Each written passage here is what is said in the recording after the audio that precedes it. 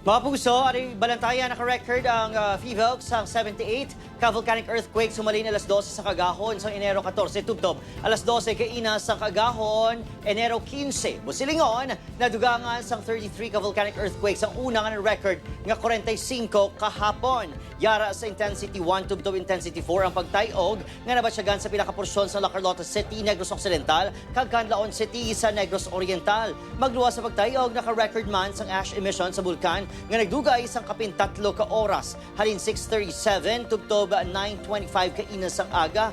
Ang ini nga parameters sunod sa FIVOC sinyales nga may magmatic activity sa sulod sang bulkan kag posible magresulta sang liwat nga paglupok sini.